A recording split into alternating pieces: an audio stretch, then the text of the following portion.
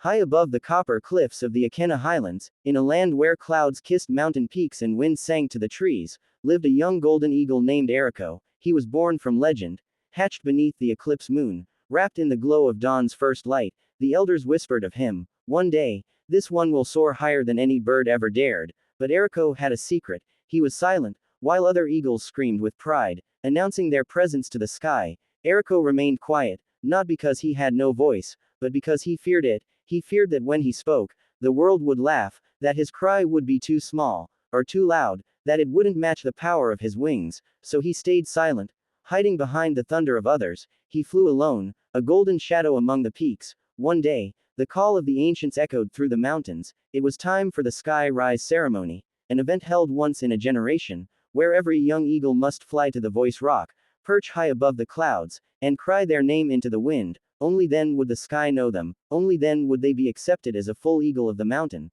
The day came, the young eagles soared, one by one, they perched on the sacred stone and screamed their names. I am Kura, I am Zari, I am Talon, son of thunder, and the winds carried their voices far across the land. But when Eriko's turn came, he froze, he reached the rock, opened his beak, and no sound came out. The other eagles laughed, the falcons whispered, "He's a feather with no voice." The wind moved past him, unmarked, shamed. Eriko left the cliffs and disappeared into the lower valleys where the eagles never flew. He flew lower than ever before, seeking silence among the roots of mountains and rivers. There, in the valley of forgotten feathers, he met an old owl named Naba. Naba had one blind eye and a crown of gray feathers that curled like ancient parchment. She watched him with curiosity. "You have the wings of a king," she said, "but your silence wears you like a chain." "I have no voice," Eriko muttered. "You do," she said. "You just buried it beneath fear." Eriko looked away. "I stood on the voice rock, and the world heard nothing." Naba blinked slowly.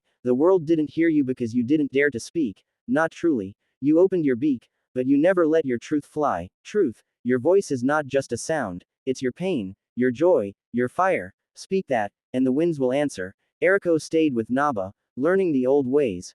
Not just of flying, but of listening, of breathing, of owning his silence until it became strength. Seasons passed. Then, the unthinkable happened. A dark storm swept over the Akena Highlands. The wind screamed, lightning clawed the cliffs. A nest of younglings, too weak to fly, was stranded on the ridge. No eagle could fly in the storm. No falcon dared the winds. The sky was chaos, until a golden shadow rose from the valley. Eriko. He flew against the wind, not around it. He didn't fight the storm, he became part of it. He reached the nest, took the youngest under his wings, guided them to safety, one by one, and when the last child was safe, he flew to Voice Rock once more. The storm still raged, but this time, he stood tall, his wings spread like gold fire, his heart beat like a war drum, and he screamed, "I am Eriko, the eagle who feared, the eagle who fell, but the eagle who dared to rise." The mountains shook, the wind stopped, the sky turned golden. Every bird, from hawk to dove, looked up, because now, they knew his name. From that day,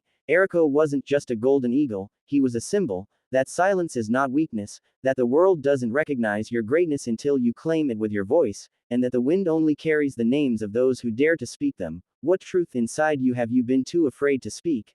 Drop a eagle in the comments if you're ready to let the world hear your name. Share this with someone who needs the courage to rise and speak boldly. Follow for more powerful African folktales.